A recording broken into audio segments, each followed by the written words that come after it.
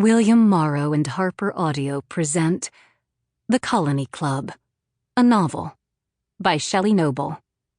Performed by Carolyn Hewitt.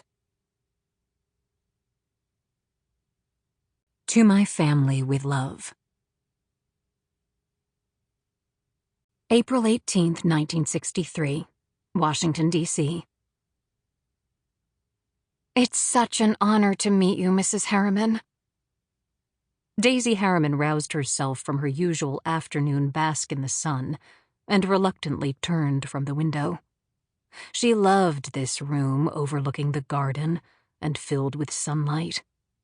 The sun was kind to old bones, and hers had been around for a good 92 years. She smiled across at the eager young journalist who sat perched on the edge of the chintz armchair, her notepad and pencil held at the ready, part Emily Post, part Jacob Riis. So enthusiastic, so energetic and determined. And for a moment, Daisy was that young woman, with all the world before her. But that was behind her now. Daisy and other like-minded women had forced their way into their rightful place in the 20th century. A new generation would carry on from here. How does it feel to be the first ever recipient of President Kennedy's Citation of Merit Award? They both looked at the wall where the framed certificate hung in a place of honor. Citation of Merit for Distinguished Service to Florence Jaffrey Hearst Harriman.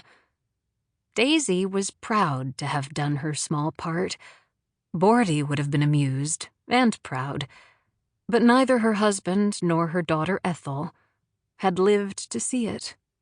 She was quite alone now. And yet, never quite alone. She had been one of many, and they were still with her in spirit, if not in life. No, never quite alone. You've had such an astounding career, the journalist, whose name was Meg, continued. Social reformer, union organizer, politician, diplomat, and to think that you began accomplishing all these things before women even had the right to vote. She made it sound like ancient history, Daisy thought, and yet it seemed not so long ago when she and the ladies of the Colony Club first marched in support of the women garment workers, fought for the purity of food, for decent housing for the poor, for the right to vote. Her stint as minister to Norway under Roosevelt, during the war that changed the world, seemed like yesterday. You were a young society matron living comfortably in New York City. You could so easily have been content with that life, donating to various causes from the comfort of your home, and yet you chose to lead.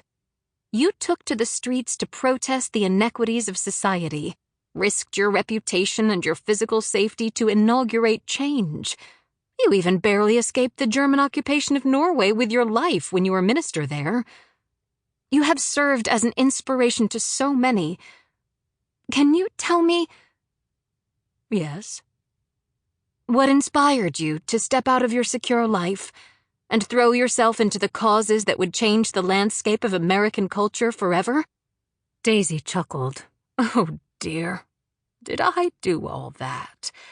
Well, if you must know, it all began one summer when I couldn't get a room at the Waldorf. Chapter 1. August 1902. Newport, Rhode Island. Florence Jaffrey Hearst Harriman swept into the drawing room, the lace under her trumpet skirt swishing ominously. It's absolutely outrageous, she announced, coming to a stop equidistant between the two wing chairs where her husband, Borden Harriman, and their friend Charles MacDonald, who was visiting Newport for the month, were both nose-deep in their respective evening papers. Bordy was the first to look up. He smiled indulgently at his wife. Daisy recognized that look, but at the moment she was in no mood to be indulged. You'd think we were living the Middle Ages and not in 1902, she continued, since neither one of the men seemed inclined to ask her what she was upset about. It's the 20th century, for heaven's sake. What is it, my... Sample complete. Ready to continue?